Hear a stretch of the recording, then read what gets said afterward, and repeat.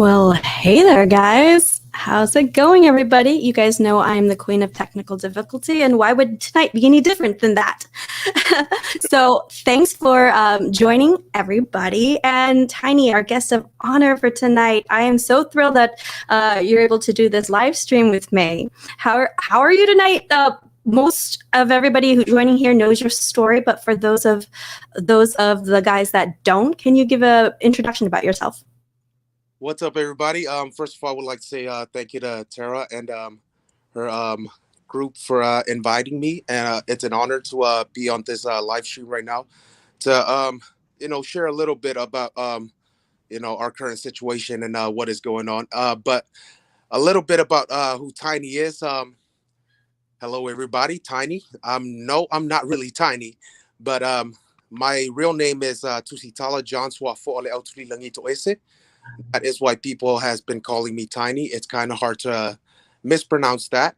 Um, I am from the beautiful island of American Samoa. I was born and raised there. Moved here in 2014 for better opportunities, and I got involved with the Patriot movement due to you know, um, the some things that I've seen. So it all started with Donald Trump.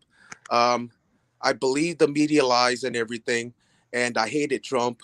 I had so much hatred in my heart against him because I really believed that he was a racist and somebody that does not like me because, of my skin color.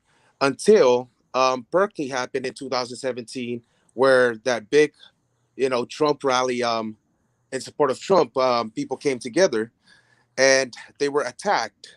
And while I was there, I kind of saw an elderly veteran, Vietnam vet with a mega hat getting beat up. And being someone that is from a culture where respect the elderly and respect the females, I couldn't just stand there and watch this go on. So I stepped in and helped out and start fighting back. And I think after that day, I came back to Washington. I did my research on Trump, found out how brainwashed I was by the media, and took made a promise that I will never allow such a thing to happen. While I'm there, I will never allow people with different political belief get attacked while I'm there. So I made it my thing to be in that front line to protect people that come out and take a stand for what they believe in. Doesn't matter which side you're on, as long as you stand for what your belief is, peacefully. And I put myself as like a human shield. For You do that. You do. For those of you guys, I'm sure most of you know, but Tiny took a bullet for the Patriot movement about 2 weeks ago over in Olympia, and I know how you're saying how you defend people regardless of what their beliefs are, because nobody should ever be persecuted or harmed because of their beliefs.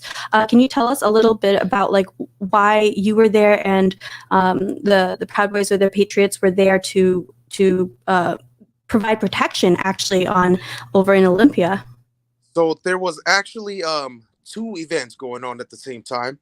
One is the event that was set up by the Proud Boy chapter of Olympia, and it was just a flag wave event for advocating for our rights and trying to bring open like spread the light on the fact that this whole vaccine mandate and all this stuff is unconstitutional and it infringes on our rights, protected rights under the Constitution. But then also we a certain time that day on 3 o'clock there was a liberal candidate that's running for city council that she is so against Antifa violence, and she was planning to shoot a campaign video or something in front of the city hall. And Antifa has been posting about, attacking her and shutting down, ruining her video. And so the Proud Boys decided, no, we're not going to let this happen. As much as she's a liberal, she has, the opposite beliefs from us. Antifa is still, in the wrong for trying to attack her just because she exposed and speak out against like the violence that they commit every single day.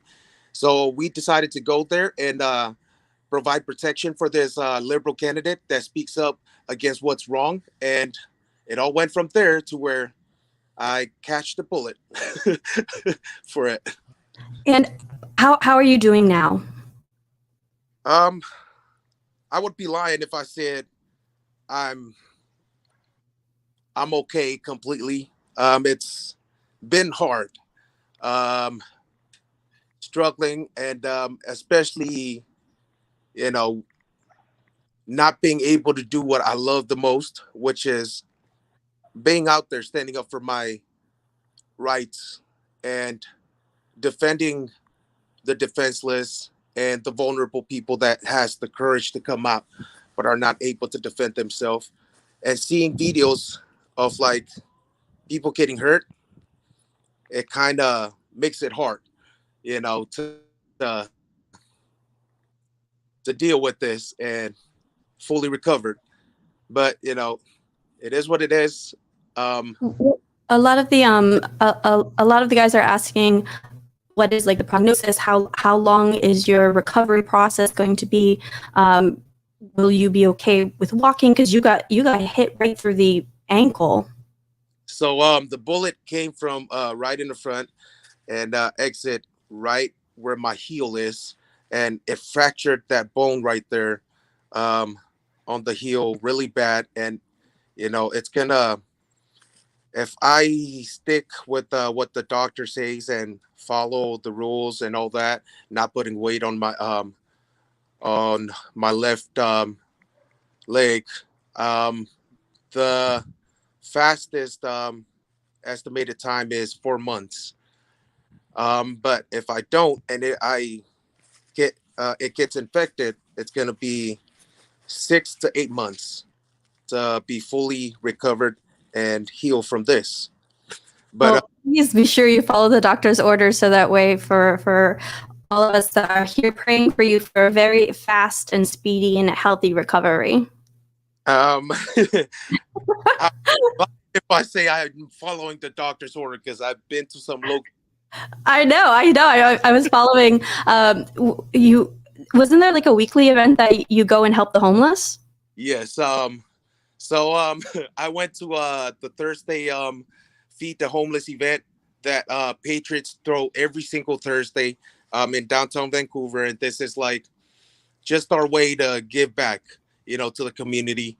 Um, and so I went to show some love and support to everybody that's there. And I also went to Skyview High School to support this little girl. I think she's a freshman, and she has a legit medical exemption to prevent her from wearing a mask in school. But the school decided not to honor that and try to force her to wear a mask. Well, the little girl is refusing to bend the knee. They locked her out of the school and told her not that she can't come in. Even hired armed security guards to make sure that this little girl does not sneak in through lunch and period change and stuff. So we decided to go and show some support for her and let her know that she's never alone. There's people that will stand with her, and it's important to support like kids like that, because this is the future of our country right here. Kids like her that refuse to bend the knee to what's wrong and evil. We need to support them. Those are the kids that will grow up and lead this country, in the right direction. And so I hop on my knee scooter and I scoot all the way over there and take a stand next to her. But I'm glad you brought up this story, because I was actually just reading it on the news, and of course, the news media covers things so differently than the reality of the matter. So of course the news was covering it, saying that the Proud Boys were trying to break in with the anti-vaxxers into 3 different schools. Can you elaborate more of really what is the true story, not this fake media narrative that they're trying to push? so that day that we went there first before I got shot, and we had like a little something going on personal in the Brotherhood, where all the chapters came from all over Washington and Oregon to show some support. After that event that we were at, we decided in honor of a special person, in the Brotherhood that has, depart to be with the Heavenly Father. We're gonna go stand and show support for this girl, because we knew that if that brother of ours was here, he would be the first one there on the scene, standing with the American flag, next to this girl. And so we marched there, and we just stood with this little girl, showed her some love. She was teared up and emotional seeing a bunch of big dudes marching up to support her, and she never expected that. And the media is claiming that we were there to cause violence and everything, but there's actually a video that I have. I will send it to Tara here. Maybe she can post it and stuff. Yeah, absolutely. It's a video of one of our brothers. His title in the BNW Pacific Northwest Proud Boys is chaplain, and he is an anointed brother. And he felt like, before we depart that day, let's pray for Melanie. That's the girl's name. So we all got on our knees, and Melanie stood in the middle, and brother Naftali said a prayer for her. And if that's the violence that the media was so scared of, and that the school official shut down the school for, then I do not know what else to say. Absolutely. The reason I even started getting involved with media and streaming was because when I started going to these rallies, and then I would see how they're reported by the mainstream media, it's so different. And that feeling of being lied to, I just needed to be a truth finder and a truth seeker, and to expose that myself. And so I had met you over in Portland about a month ago. And of course, how the media portrayed the events of that day at the Summer of Love rally was so different than what we witnessed, what I was able to stream out. And it was interesting because just the other day, that Rolling Stone article came up. I think that there was, we've got one for the memories together, Tiny, now. But so that article then has a picture of, Philip Anderson, me and you, shown very clearly, and captioned about, when they say like right-wing violence, people think of the whole narrative of white supremacy. And I'm looking at this photo, and you have a black man and two Asians right there. And I'm like, I could not help. I was laughing so hard. I was laughing. At least they have shown a picture, and they have exposed themselves, with their hypocrisy. Because usually here in Portland, the Willamette Weekly newspaper and the Oregonian, when they write an article about me and they're not posting a picture of me, of who I am, they call me a white supremacist. But when it's an article with a picture of me on it, like throwing a punch or something, then they call me far right. So, it's right now, you can't really trust anything the media says. The media is the number one, and Trump was right. The media is the number one enemy of the people, because most of these people, that is their source of information. That is their source of facts, that they go off of, and they react off of feelings of what the media, tells them. But if they actually find out what the truth is, and I tell this to the people on the opposite side that show up and is willing to talk to me, and I tell them, it's like, if you want to know the truth about us and not what the media is saying, I invite you out to our one of our hangouts, our get together at the park, and you will see that we have nothing, we have a lot in common. There is no differences. When you come to the park, you're going to see normal people drinking a beer, having fun, barbecuing, and living life with their family. And yet the media are portraying us as this big monster, like scary people. Like this one Antifa member, I used to work as a bouncer at this one bar, local bar here in my area. And I guess this person recognized who I was in the front door and got scared because he sees me at the events, and he sees me how the media always portrays me. And so when he got to my door, I didn't recognize him. Maybe he's somebody that I, come in contact with at the rallies, but it's always masked up. And I checked the ID. I'm acting the normal way I always act, like cracking jokes, like, "Oh, where'd you get this ID? eBay?" And I just did. And so that night we were short staffed and didn't have a server. I was the one who served their table and bouncer and played bouncer at the same time. Every time I come to their table, I compliment like one of their people. I'm like, "Ooh, I like your hair color. That's pretty cool. It's the first time seeing that. That's awesome." And on their way out that night, this person built up the courage to stop at the door and look at me and said, "Hey, Tiny." And so I have this thing where I have multiple name. Like if somebody calls me by my Samoan name, that means it's somebody from the community. If somebody calls me by Chief, that means it's somebody like my friends that are not political. You call me Tiny, it's either you're Antifa or you're a patriot. Tiny, and I'm like, how do you know that? And it was like, I gotta admit something before I leave. Um, what you don't know is I know you from the rallies. Um, I used to come to the events and everything, and you were like so scary, and I was always like against you. I was scared, but tonight, I don't think I can leave without telling you that you are way different in person than what the media portrays you to be. I've always hated you, but at the same time had an extreme fear of like you because of how the media portrays you like you're a violent person, like you'll just beat people up for being gay, beat people up because they disagree with you. But tonight you were like actually cool. You crack joke with like my gay friends I came in with, and you also acted like like you're gay and all that, and said that you were like so cool.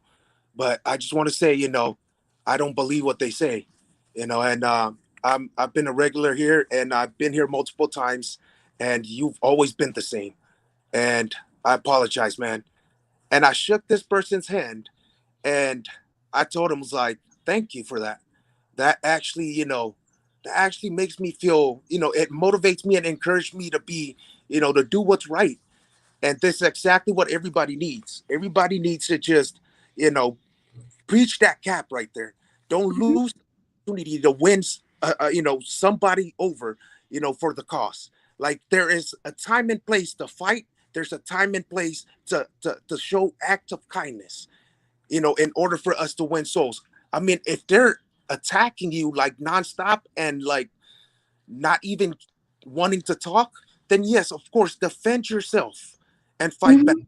But if there is somebody on the opposite side that is willing to have a conversation, willing to talk, then use that opportunity right there to save that person right there, because it's not their fault that they're being manipulated. Some of these people have been indoctrinated so bad growing up because maybe their parent or the school they went to, and we see what's going on. The indoctrination, it's starting to come to light, these teachers that are teaching this stuff to kids that are at a young age. So when we get that opportunity to talk and change a heart by showing mutual respect and kindness, don't let that opportunity leave without you making a difference. That's what count right there. I think also another issue that I have with these mask mandates is they we have such a problem with dehumanizing people these days with the labels, and then also in terms of like expressing emotion.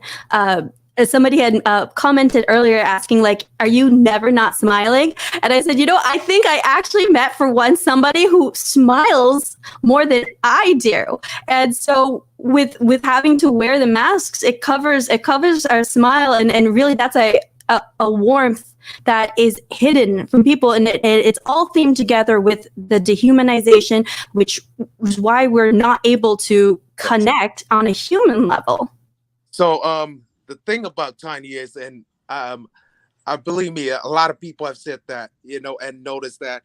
Um I've always smiled, and it's weird sometimes, and I hate it because like even when I'm so angry, like I can legit just like swing to fight somebody that I am so deeply angered, towards. But the smile will always be there. It's like I'm enjoying this too much. But there's a reason for it. I have a really hard past life, and I've always in my family I have six sisters and two other brothers, and I've always been that one where my sister goes to seek comfort, to seek advice, and I mask everything that I go through with a smile. That's why I tell some people the fakest thing you'll see on me is the smile. It's because that behind that smile hides a lot of things.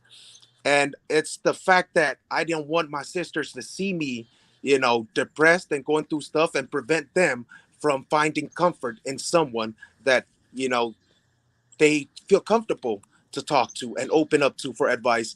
But then, even I'm so used to having that smile through hard times and through, good times, that it's just there. You'll never be able to tell if I'm like angry or going through anything. And when it comes to the mask thing, because I don't wear a mask since the beginning of the Rona all the way till now. I've been shaking hands with people. Who knows if I already got it? The hospital told me in Olympia that I was confirmed when I got taken in for my gunshot wound, and I requested another test from them, and then another test was done. But then when that result came, it was negative. That's funny that you should say that. I've through this movement, I've known several people who have gotten stabbed at fights and that come out from the rallies when they're defending, and so those people, like when they've gone to the hospital, every single one of them was all confirmed positive. I think I've like it's unfortunate. I've like 4 people that have been stabbed over the last several months, and you know who I'm talking about. And every single one of them, when they were brought to the hospital, they were all confirmed positive. So that also like begs the question. But thanks for smiling is infectious, and so that's like, I find you're an amazing inspirational person, and everybody in the chat is definitely feels the same. So like your smile is even something that's infectious, that inspires people to stand up, fight, and still be happy, because like we are going through difficult times. Over this past year, there's been a lot of pain. Like I've had COVID, and my family has gotten really sick actually from it. But with that is also part of the reason that I have the views I have now, and why I fight on the side of the right, and I've been more vocal about my conservative beliefs. And it's through that hardship of everything that's gone on this year that I know that we need to. I was even talking to another streamer who had mentioned to me that, you know, sometimes I feel like I'm not really contributing anything and I should give up on this. And I'm like, you can't, because it's our footage that's getting out there that's actually helps to dispel what the mainstream narrative is. And more people are starting to look to alternative forms of media, because they're picking up on the discrepancies and the lies. And as things are becoming more prevalent in front of people in their real life, they're able to see the discrepancies that are there. Like, I want to go back to even talking about that day in Portland when I had met you over at the Summer Love Rally. Can you talk through your experience of what happened on that day? And we know how the media talked about it, but let's debunk some of those. Let's spend some time debunking a lot of those fake media news that came out. Can you talk through your experience? So let's go to the beginning of how the event was planned. I took over planning with a couple people. Huge thank you to most of the people that worked hard behind the scene on planning this event of the Summer of Love rally in Portland, August 22nd. The reason why we switched from going downtown Portland and the belly of the beast, from that to where we hosted the event at that parking lot at the abandoned Kmart, is for safety reasons and to prevent, confrontation, and Antifa, ruining the chance of like speeches and testimonies that will be given this day. And when they come, to attack, if we host it in downtown Portland, the message won't be delivered. And it's going to be hard for people to focus on what the event is really about and what message that we want to share that day, if these little ninjas show up. So we decided, okay, let's take it over here. It's safe. And, it's a big, parking lot where everything adds up, and it's completely safe for people. Your vehicle's right there. If anything happened, evacuation, all that. And huge thanks to Common Sense Conservative, Robert, and Jen Lowe for that idea. It made it really perfect. So we send out the address of where the event is on the day of the event, and then everybody came over there. We got together, we gave speeches, and just had a good time. They even had protesters, you know, from the opposite side on the road, at the time. And some of our people went there, debated, and Antifa does the same thing that they do all the time. Is when they don't have facts to back up their arguments and their beliefs, they resolve to either violence or name calling or just emotions. And the rally went on, everything was good, and towards the end, um, there was like a couple scuffles that broke out from the I think it was the south side entrance. Um, I left the stage to somebody to take over and went to check out what's happening. Saw a van that was there. I wasn't there when it happened, and then start going after the guys that has already that is pushing back on Antifa, and told them to pull back to the parking lot. Let them come over here. This is our spot right here. And the boys, obeyed that command and stood there. Um, they came back to us, and so that's where the whole event, when we start chasing them all the way to where they ran with their tails tucked between their legs, because they thought they were gonna succeed to do what they always do, is attack people without any consequences. That day, Like, do, do you think though it was even a fair fight though in the sense, I mean, with they came ready with IEDs, like homemade fireworks, that they were explosives that they were throwing at people. bombs. I'll tell you this. They put, and I've seen this before. Some of my guys had to pull like shrapnels and stuff out of their legs because Antifa. We found one of their bombs at a rally that we went to, and a scuffle broke out, and the dude, the Antifa member that had a backpack, got scared when he got punched in the face, and he dropped the backpack. And we went through the backpack, we found a plastic clear jar in it. Half of it is full with like nails, like screws and stuff like that. That in the middle they put a firework there in the middle, and then fill it up like the rest of this jar with more nails, shrapnels, and all kinds of stuff. And then there's a hole that the fuse comes out of where they can light that fuse. So when they light it and the firework explode, the explosion right there will shoot all this screws and all this stuff everywhere to whoever is in that that's closer to that. You're gonna either catch a freaking sharp object or try to pull it out of your legs. That is what they were throwing that day. It looked like just firework, but no. If you actually see the damage of anybody that gets close to this, then you will know that, hey, these people aren't playing around. They're legit, dedicated, and willing to hurt people all the way to the point of death. That evening, Taylor and Hanson and I went to look and film inside of the autonomous zone to see the weapons that they had and the way they had set it up. And so we witnessed piles of bricks, even spears that were like propped up against that. They're looking to inflict this maximum damage, and things are escalating to the point now. You were shot 2 weeks ago, and God rest Jay's soul as well. They're escalating things to have gun violence. So another thing.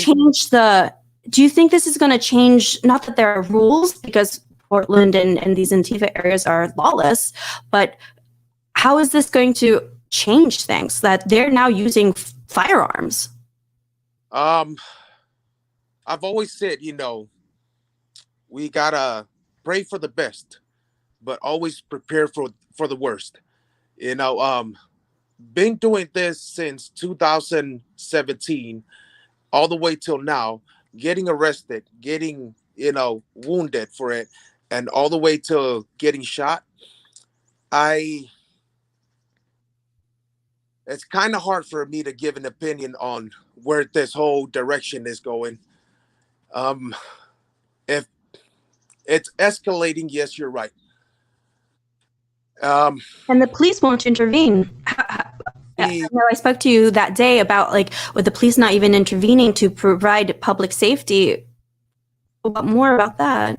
to be honest, I don't see it like getting any better until something big happens where it's an all out, um, war with like guns and stuff. And I'm praying to prevent it from getting to that. But if it does happen, we'll be ready for it because that is exactly where Antifa is going. It all started from with just bear mace. That's what they bring out.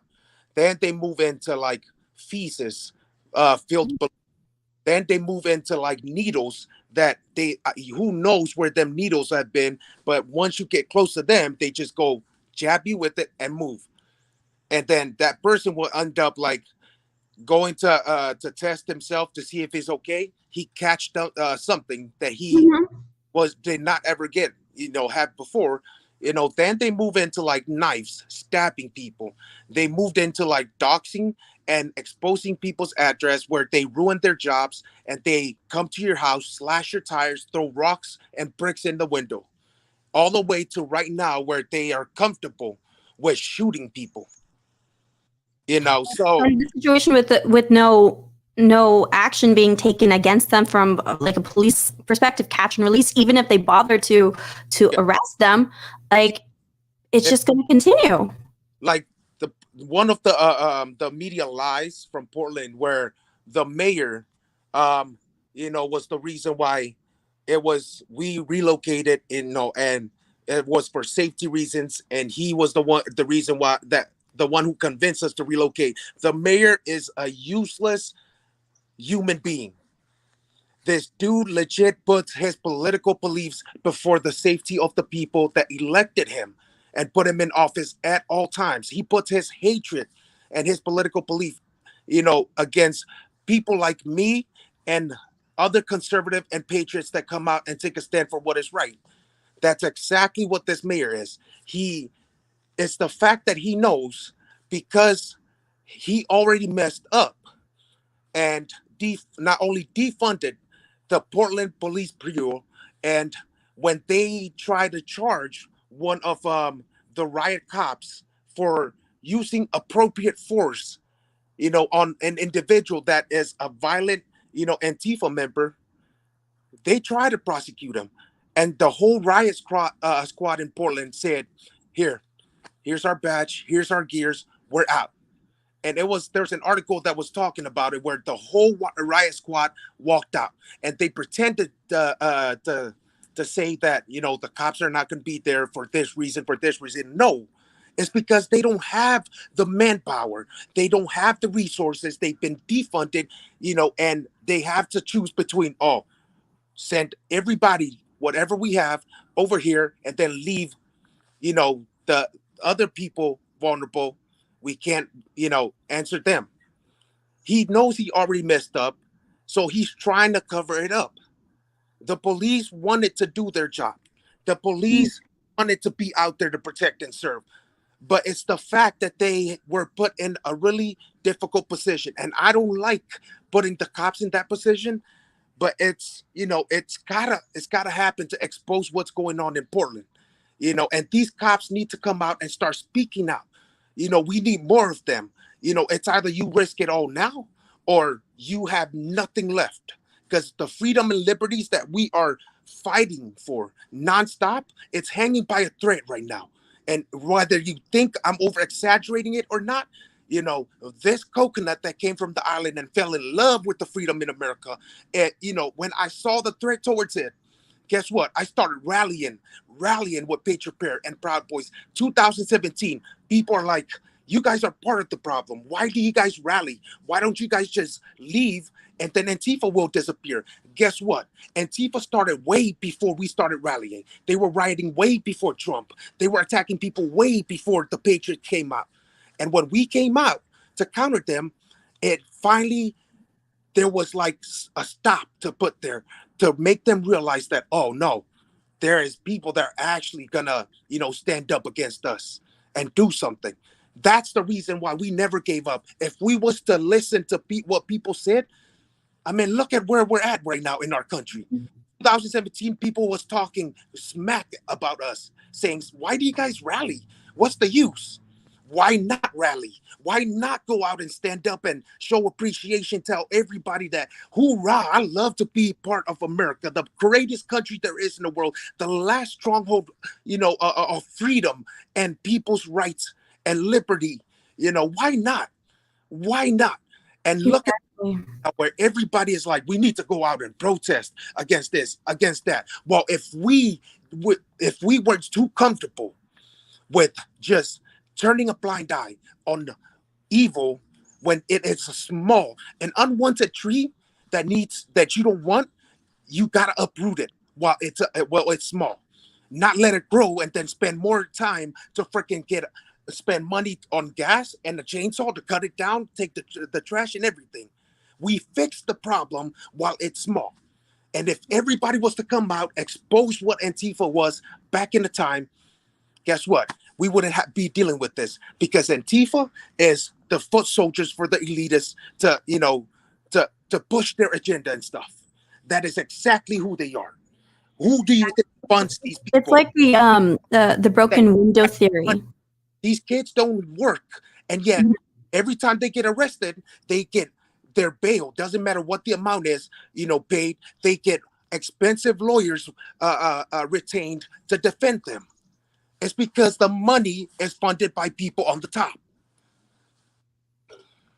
And with to your point of how when it started small, that was the opportunity that people had to put this kind of behavior down and not have it now escalate to the point that that people you yourself are getting shot.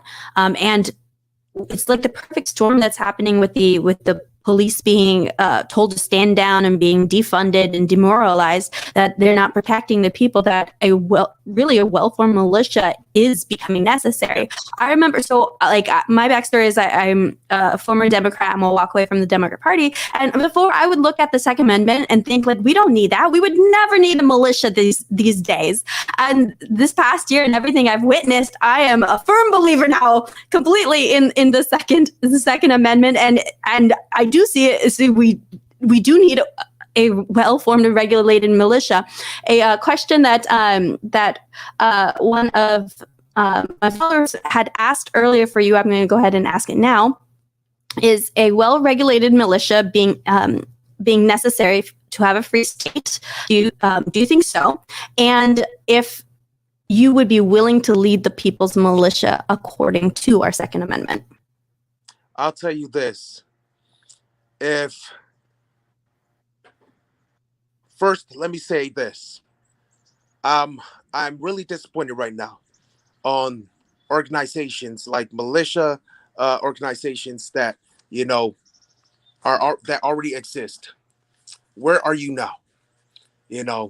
It's now or never. The people need you to come together. But as for the question that has been put here, if it comes down to it, yes, I'll be willing to be in that front, to lead and to defend the people, no matter the risk, no matter the odds, no matter the consequences. This bullet hole that I just catch at this rally in Olympia won't stop me. And I've said this before, and I'll say it again. I may not have any military background or any special, anything like that back in my background, but my love for this country is what drives, and motivates me to keep on going no matter what happens. As long as there's breath in me, I will stand. If I end up with no legs, I will crawl. If I end up with no hands, I will roll. As long as I'm breathing, I will move and I will stand to do what is right for this country that I love so much. And it is sad to see that people are still sleeping. People are still, haven't been fully awakened to see and open their eyes to the risk that we face right now, to the threat against our great country and our way of life, where freedom is the culture. So yes, I will be willing to stand. And it doesn't matter. I've always told people right now, Right now is not the time for me to beg anybody to come out. If you can't make up your mind to come out and take a stand side by side with your brothers in that front line for America and our rights, then I got no time. It's either you're with us or get out of the way. Stop wasting time. We need able people. We need all hands on deck right now.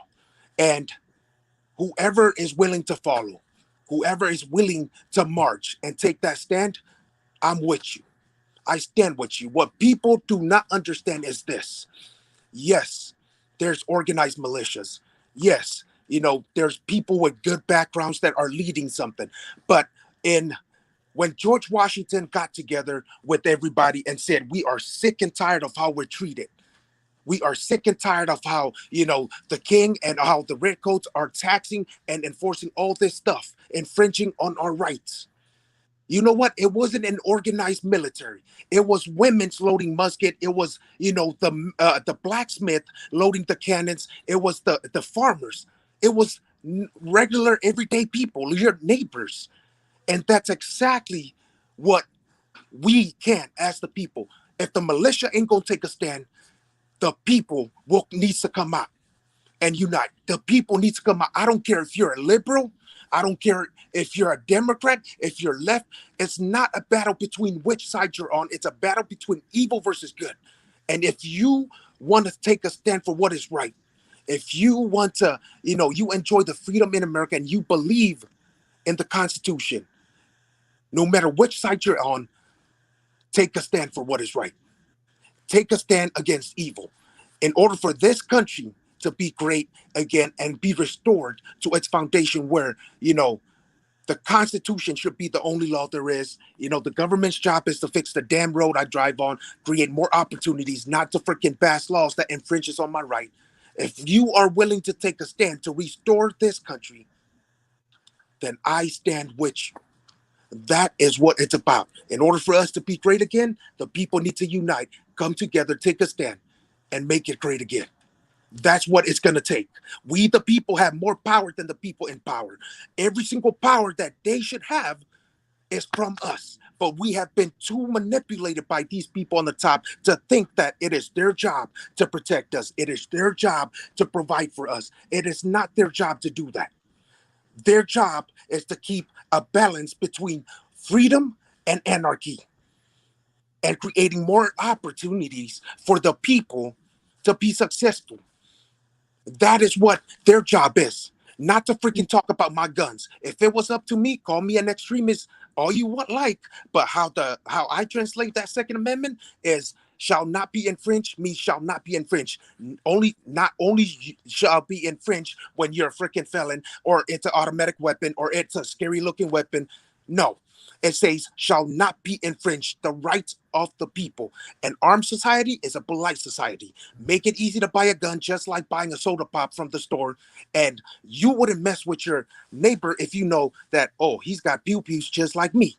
Guess what? I came to America. We don't have guns in the island. Only the cops carry the guns. But it's our culture in the island. The reason why things are not breaking out like here, we handle business with this.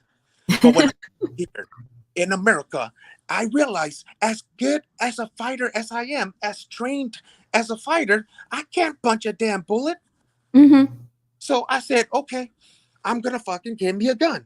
I love America and the freedom that we have. Where what other country allows you to have as many guns as you want?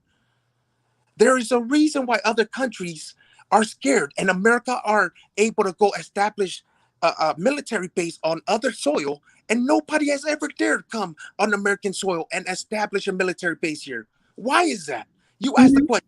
And we don't have the biggest organized military, but with the Second Amendment and guns behind every single household, we may not have the biggest organized military, but we have the biggest unorganized military with every citizen holding a gun and willing to defend this goddamn land from any invaders that tries to come here. That's why they're scared of America. That's why America is the best country there is in the world. And that is why the government has been, scared and trying to attack our Second Amendment because they know the only way they can control sheeps is when they're unarmed and they have a fighting chance to fight back. No. My father is a communist refugee, and so he said that when I was kind of learning about the experience of how even communism has taken over countries, they always start with disarming people. The Yes. government starts with disarming the people, and to your point, a polite society is an armed society is a polite society. Like I think of how even when I started educating myself more of Democrat cities and the policies that they had in place, when you have cities that have the most strictest gun control laws, they have the worst gun Oh, violence. look, I have a history, a past, a violent, past that I'm not proud of, but will never regret being a part of because it taught me a lesson that led me all the way to who I am right now. And I've seen the gang life. I've seen how easy it is, like multiple different ways for criminals that already by laws are felons. They can't own guns, but they still have guns because they have ways to get guns. Mm-hmm. Like gun laws only hurts and put law-abiding citizens in danger. It doesn't make sense. It is so strict, the gun laws in Chicago, but their crime rates is off the roof. They're freaking shootings every single night. Mm-hmm. Like, look, they pass the laws, we follow. We're law-abiding citizens. Then they want to use like freaking school shootings, like Mm-hmm. excuse this. Well, listen, the That's so moment true. As a liberal in the past, I used to think that the reason school shootings happen was because of the guns in our society. So before I used to advocate we shouldn't have guns because they're causing all the school shootings. But that's like from a surface level and having a very like raw, uneducated understanding of how it actually worked. But I did. That's true. I thought that school shootings were because of guns that we had in our society. the media and the politicians know how to freaking manipulate people. They go to the kids, and when stuff happens, to the kids, everybody, yes, of course, everybody's gonna be, influenced by their emotions of how much they love the kids that they will decide and think. That this is right. This is a good thing to do. No, not everything that is good is right. Okay, listen, when that kid right there went to his parents' house, stole his parents' guns, there's already a law that makes it illegal for his age to have that weapon. When he brought that weapon onto school for the gun-free zone, like Mm-hmm. there's already a law when he brought it on school property that makes it illegal. When he started killing individuals, there's already a law that makes it illegal to murder people. So why pass more laws against guns that only hurts law-abiding citizens? Common sense. It only you pass a law to give up all the guns. I'm sorry I'm so frustrated and pissed off. Like some people are so ignorant, and I'm like, I don't care how you feel. I love the kids, but instead of passing laws against guns, why don't we actually ask the question on Mm-hmm. there's a reason why every single mass shooting happens in gun-free zone. Have you ever Mm-hmm. put it through your head? Maybe it's the gun-free zone shit that you have established that makes it easy for these mass shooters to go shoot up places. It's always at gun-free zones. Like, look, if there's two houses, I'm gonna use an easy analogy for the slow-minded people that are like so pissed off watching this. You can be pissed off all you want. Facts over feelings. Two houses side by side with signs in front of them. One saying armed, ready to defend. The other saying, oh, gun-free zone. Love is the answer. Hoorah. I'm a criminal. I walk up looking for an easy lick to hit and rob for easy money. Which house I'm standing in between two houses? Which one do you think my criminal ass is gonna go rob? I'm looking for an easy lick. Of course, I'm not going to try to go break into the house that says armed and ready to defend. I'm going to come to your loving house that is so loving and open to break in and be like, peekaboo. I'm not even worried if I hear you up in the middle of the night walking around because I know you already have a sign, you're gun free. So guess what? If your neighbor is like a person that you keep a open relationship, like a good relationship with, you better pray to God that neighbor of yours with the gun come save your ass. Because the more Mhm. you try to stop me from robbing you, I might have a gun myself, pew pew your ass. That is why it's common sense. Come on, people, wake up. Stop sleeping. You don't have to like guns, but you don't also have to freaking, you know, let that belief you have against guns influence you to try to make everybody pass laws and all this stuff to make everybody to disarm everybody that loves their gun and knows the importance of having a weapon, a Mhm. not only to protect ourselves, but the biggest reason is to still remind the government that if it ever cross your mind to turn against us, we will all come together, and that is a lot of bullet for you to catch. That is the reason why the forefathers are turning in their graves right now, Mhm. pissed off and crying. And as much as I'm smiling and I'm laughing, I am hurt and deeply troubled that this great country that was created by real men with dreams and idea of a country that that is free, that serves the people, is now got to this point that we're in. The saddest thing is knowing that the most ungrateful people in America are the natural born citizens. That's true. Born here. I am from American Samoa. We're as much as we're part of the United States, we're considered a territory. We're not natural born citizens. We're U.S. nationals. We're a territory of the United States. But guess what? I love this country. When I came here, it gave me an opportunity, a way big and beautiful opportunity my island wasn't able to. And when I saw the threat against the way of life, the Constitution, my freedom and liberty that I am so grateful and thankful for, the reason why I'm able to be successful, I said no. Standing up for this freedom and fighting back to protect this, that's going to be my way of giving back to a great, beautiful country that accepted me with open hands, that did not discriminate against me, and gave me the equal opportunity as my neighbor to pursue happiness and success. That's why I'm fighting for this country. And please, come on, once you see, look at what you have and realize that it is the freedom that America gave you. That's when you're going to come to be grateful. But it's hard for you to understand because you never went anywhere else but America. That's America gives you true. the right to be. When people become afraid of losing the things that they have, they forget the reason why they even have it to begin with, and it's because of those freedoms. So we can't be so attached to the things that are in our life, because that all can be taken away, and we see that being taken away.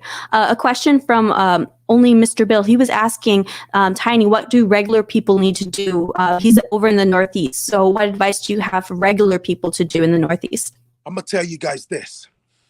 Like I always tell everybody, like, some of my people and like, my group in my, in organizations that I'm involved in organizing events, some of them are like, refusing to go out. Some people are complaining that, well, why should I go out there and risk my men, getting arrested, this and that, to protect people that, like these people that talk and these people that don't fight when, too coward to stand up to Antifa.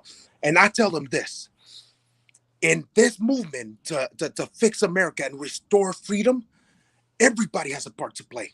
It's 10 o'clock. Everybody has a part to play in this movement. And it's not always going to be the same. We are like the body of Christ, and I've shared this. And in the body of Christ, the hand cannot tell the leg, hey, you're useless. I'm way better than you. I have more use. I can go like this. I can do this, where you can't even do that. The leg cannot tell the ears, like ears, you are useless. So my point is this: it's gonna take all body parts to understand what their role is, understand what their part is, to work together in order for a full body to move, and in order for a full body to do something and complete something. Everybody has a part to play. Not everybody is going to be a rally person. Not everybody's going to be a speaker at a rally. Not everybody's going to be a frontline fighter. Not everybody is going to be a flag waver. You have Rallying is not the only thing you can do to fix this country. If you don't see Antifa around your area, I'll tell you this. It's either they're happy because they don't see American flags and people lining up and doing, and expressing how they love America, or they're just in their basement. But do something. Don't just sit there. Go to your city councils. Go to your school boards. Start running for positions. On school board. That is important right now because our children are getting attacked right now. Everybody has a part to play. It's either some people, their part is to pray, and a lot of people, talk about praying and this and that's not going to do something. No, as a God-fearing person, I believe in the power of prayer, and those people behind the scene that are praying and supporting us by donating to help event and organizing, they play a big part. Like I say, the whole famous actor, like the main character in the movie, like Dwayne Johnson and all these famous actors, there wouldn't be no movie without the cameraman behind the scene, without the director that wrote the script and everything. But yet the guy that's on the spotlight is always taking all the credit. So that is why I'm saying, in order for us to fix this country, everybody needs to learn or to know what their duty is, what their role is, stick by it, be committed to it, and keep on doing your part. I do not have, I do not complain when somebody refuses to come out to the rallies because I know the rallies is not for everybody. It's not for everybody. And I respect that. But I will have a problem if you do not want to come out, but you feel like you want to criticize the people that you see out there. Yes, of course, not all of us is perfect. Yes, some are going to make mistakes. But, in order for us to fix that mistake, come to me in a way where I will understand the reason why you feel the way you feel. But don't go up and, your Twitter and all this and try to be that person, because here's the thing. It's always the ringside what you call audience that loves to tell the boxer that's in the ring, how to fight. But we'll never understand how hard the job of the boxer is, because he's the one taking the punches. He's the one that's swinging. He's the one running out of breath, fighting in that ring. I think also that's why the left has been so effective, because they've been identifying what their different roles are and actually like collaborating and organizing with what role that they fit, whether they're a social justice warrior on a keyboard, or they're into doxing people, or if they're a frontline like foot person. And that's what we need to do on the right side as well. Organize. That is our biggest problem. Being unorganized is our biggest problem. Look at the left. Look at BLM. They have people that their job is like, look at their GoFundMe. Freaking 2 hours, boom, $100,000. Goes to the cost. When people are arrested, you see people who are in the orange hats or those green hats. They're the ones who go and identify like who's been arrested in order to go get them out. Like, they're ready for all of that. Never see an Antifa recorder, like, media person, swing or fight. He sticks. If his job is recording to get faces and stuff so that they can dox the people, they're going to stick to that. And never will you ever see him trying to fight, because they know that's not their role. They already have frontliners to fight, the patriots. So their job is to focus on completing their task, their mission, get as much faces as they can get in order for them to dox these people. You will never get an Antifa doxer coming out of behind that computer that he works at, to be in the front line to fight. Nope. They're so organized where if you're a doxer and you're overweight, obese, and rides a wheelchair, and this is all you do as computer, you're gonna sit home and wait for the guy that records the faces, pass it to you for you to make sense and find out who this person is, dox him. See how organized they are? And that Mhm. is, we can never be successful if we do not start organizing. Stop worrying about people that are in this cause for their own personal and selfish reasons. If they're in it for fame, if they're in it for money, that's between them, their conscience, and God. As for me, that I know where my heart stands. As for me, that knows what the reason is for me joining this movement and taking a stand, I will focus on what is right. Put aside your ego, put aside your pride, and come out and take a stand. Do not let the person that is in it for the wrong reason that you're trying to expose to everybody. Because all I see in the Patriot movement is this. Oh, this person is doing this. This person is getting donations and using it on this. Who gives a damn? That's between that person and God. I'm not in this movement to seek out people's flaws. I'm in this movement for the cause of fixing and defending this country. And if the person next to me is in it for their own selfish reason, they're going to run themselves out. They're going to wear themselves out to the point of exposing their reason of being in this movement. But as for me, knowing where I stand, I'm going to keep on walking this path and focus. It is when we get distracted with petty stuff, Mhm. is when we mess up in this movement. But focus on the cause, keep your eyes on the damn prize, and keep on moving forward. And the the the, the more focused and you are on the cause that we are trying to achieve, the closer we get to that. But we cannot Exactly. get to that when we keep on looking at who's on the side and who's cheering for us running the marathon and who's not, and who's yelling from the side and who's not. You will not get there if you don't focus. The person running the marathon won't get there if he doesn't focus on his breathing, controlling Mhm. his, and focusing on that freaking ribbon that he needs to get through. Stop. I know even for me, when I started getting involved and finding my role in this movement and realizing it's going to be in media, like it was when we were in Portland and I was watching Antifa even attack some of the women that were there. I was so tempted to break my rule because I got so angry when I saw it. I wanted to go up and also fight, but I also recognized that she had other men that were around her that were assisting, and so I had my commentary, it comes out like a little chihuahua, like don't touch her from behind my camera, but I didn't break my media role in that because I know that what was important for me at that moment was to be capturing the footage of what really was going to be happening on that day, because I know mainstream will never show the truth and they will twist that narrative to fit exactly how it is. So There you go. I kept rolling. My job is just to always keep the camera rolling. Like I said, I am so grateful. I love our media people, our YouTubers, the people that have their little shows. I have a lot of respect for channels that only I see some podcasts, I watch some podcasts that are not really popular, to people, or haven't been out there yet. It hasn't been, they just started, but they never give up. Like this one dude that I watch on there's an app, I think it's Rumble or something, that he talks for hours, and he only has two people watching every now and then, but the guy is so motivated to to preach what he feels is right. And that's why I give a lot of respect for our media people, like Robert from Common Sense Conservative.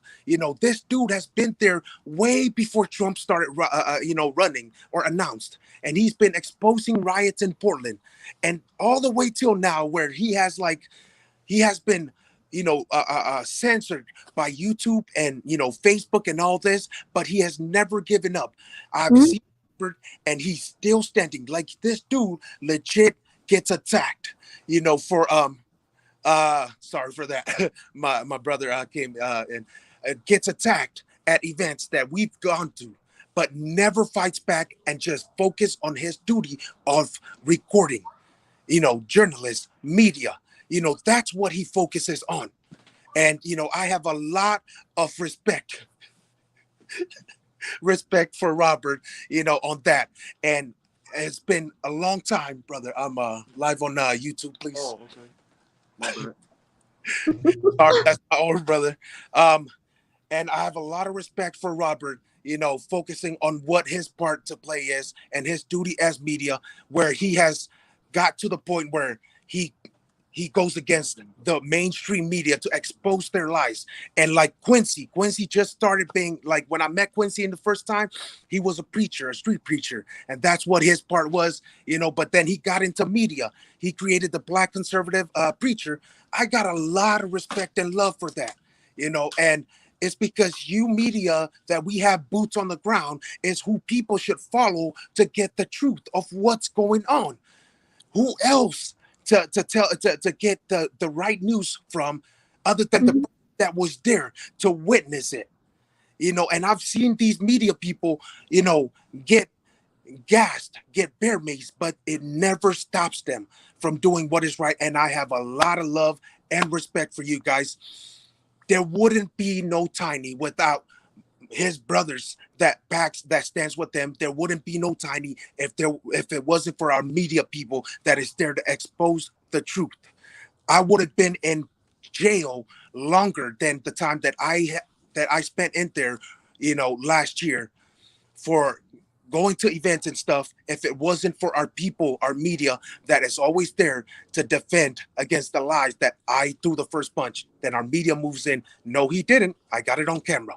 You see, you guys play a big part, not only reporting the truth, but at the same time, what you don't know is your footage, it not only reports the truth, it defends people like me that are willing to take a punch and give out a punch to protect what is right.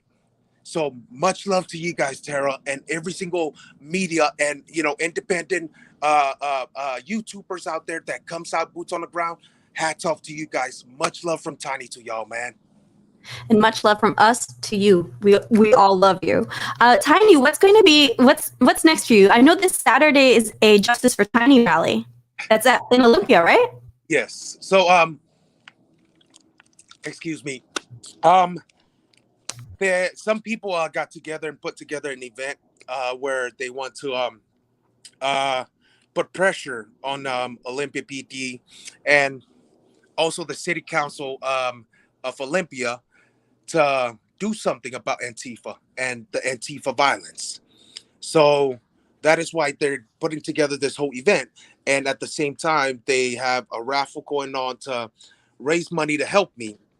I never, since 2014, 17, when I started, I've always been against like taking donations, because one, it's just, I do not believe in like getting, paid, because taking donations to me feels like, I'm getting paid for something.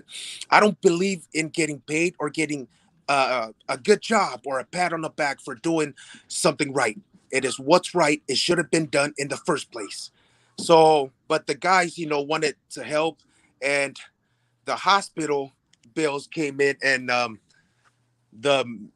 my medication that was prescribed for like antibiotics and stuff, is expensive due to the fact I don't have medical insurance. So, the guys decided, hey, Tiny, just swallow your pride for once and at least open a Venmo account or let us throw a rally, and at the same time we'll do a fundraising for you. So, I said, okay.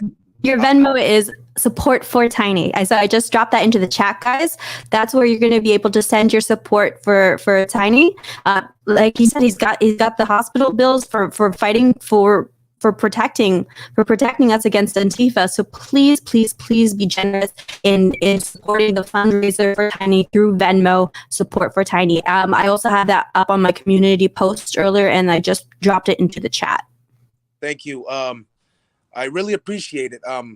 Ever since the opening of that account, the outpouring of love and support from everybody, it's overwhelming. And I want to say thank you so much to every single one of you guys that has donated. I do not take it lightly. The fact that you decide.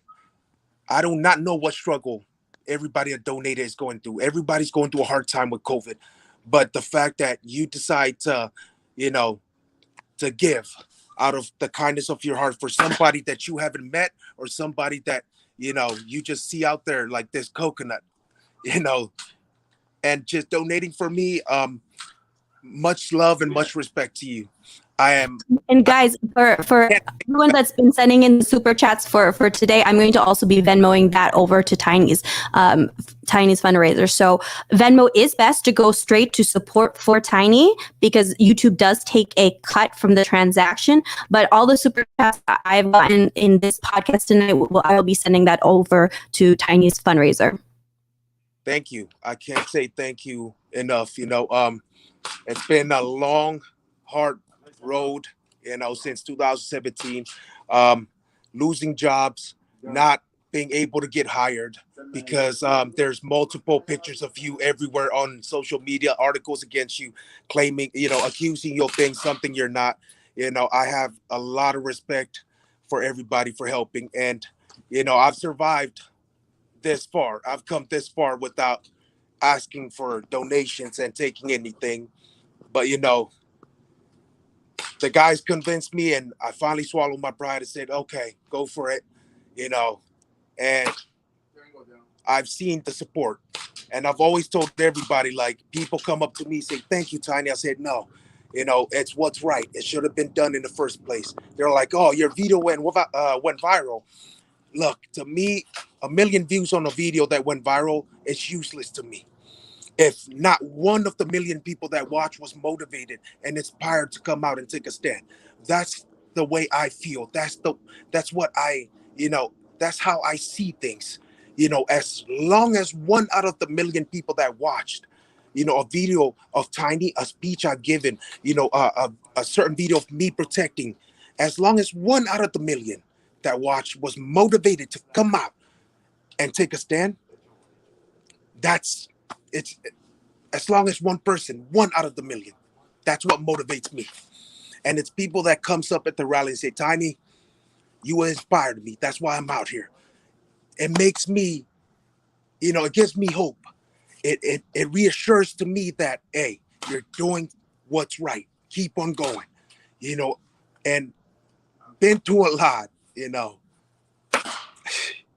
wasn't easy, but I won't stop. I'm still gonna take a stand. Like I said, as long as there's breath, we need you to lead us. Rather have thing take over America and America fall, and knowing that I try to do something to fix the problem. I try to do something to to get to fix it, to put a stop to what's wrong, rather than it being taken over or fall and live with the regret that, damn, I should have been out there. I didn't think they were going to grow big and take, have and be strong enough to take over. That's how I feel, and that's how I look at things. And that is why I will never bend a knee. I will never, fear. If God is with me, who can be against me? And greater is he that is in me than he that is in the world. I will keep on advancing forward towards what is right and the cause of restoring greatness in America and bringing America back to its foundation, where freedom is the culture and the Constitution is our law and our way of life. Amen. Amen. Absolutely. Tiny, thank you so much for your time. And guys, just to reiterate again, Venmo, it's support for Tiny, and all the super chats that are coming in from today's podcast, I will be sending that over to Tiny's fundraiser. Please be sure to send support to support for Tiny on Venmo. And if you guys want to drop in any other super chats, like I said, I'll be pushing that over directly to Tiny's Venmo. Tiny, so we've got the rally going on for you, for Justice for Tiny this Saturday. For those who are in the Olympia area, that's at City Hall.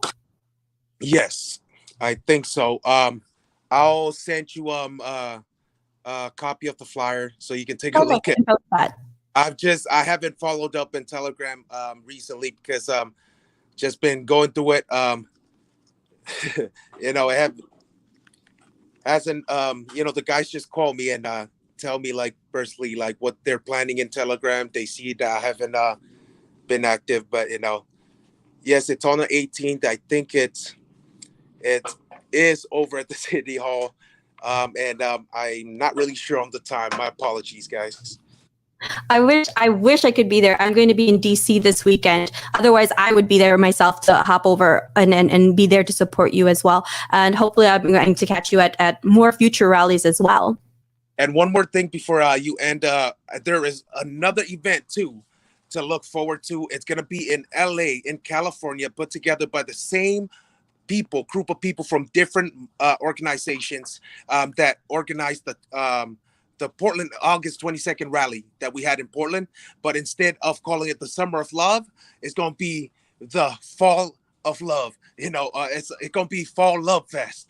It's a love fest. I will be at that one, the one in LA. Absolutely.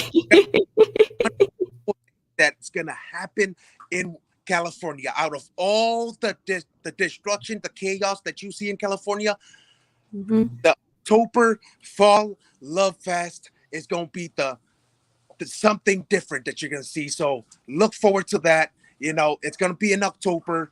We're going to be issuing flyers out, and we're going to be advertising it. Keep an eye on the Tara's website and YouTube and everything. I'll send her some stuff. She can post it on Twitter. And we got a whole month to prep for this. The team spent all of last month after the 22nd and the beginning of this month working nonstop to put this together. And now we're ready to post the flyer. A huge thanks to Jen Lowe and Elsa and everybody else that worked together to make sure that everything is organized for the LA rally that's coming up in October. So I'm looking forward to seeing everybody. If by then I'm not healed, all the way, you're still going to see me there on my little knee scooter going all over the place. Tiny, thank you so much for your time and joining me this evening. I hope you can make time also again in the future, and I can have you back onto the channel. Everybody loved you here. I'll let you close us out. Last words of advice and inspiration for all the patriots out there. Last word of advice for everybody out there is, never let the moment pass, without telling somebody that you love and you cherish how much you love them. A recent event just happened in my life where it taught me that lesson. Tell your loved ones that you love them and always stand for what is right. And understand one thing, not everything that's good is right. Some things might be good, but it's not right. And what is right and needs to be done without getting a good job or a pat in the back or, getting paid to do it. Do what is right. And believe me, the change that comes from doing what's right is the change that will last forever and ever. Take a stand, even if you have to stand alone for what is right. Even if you have to stand against, an odd that is unimaginable. Stand. Because guess what? In the physical eyes, yes, that's a big problem. That's a big threat against me. But in a spiritual eye, my God is bigger than any problem that I face. My God will lead me through this fire. And on the other side of that fire is the change that I am fighting for. So don't give up. Keep on fighting for America and always cherish your loved ones and tell them how much you appreciate them. Do not wait until it's too late. Thank you to Tara and her website, her podcast for giving me the opportunity to come up here. Much love to everybody. Thank you to everybody that has been supporting Tiny since 2017 all the way till now. The happy coconut is always going to be around until the day they put me 6 feet under. I will keep on standing, keep on smiling, and keep on giving out love taps to every communist that wants to come out and attack people.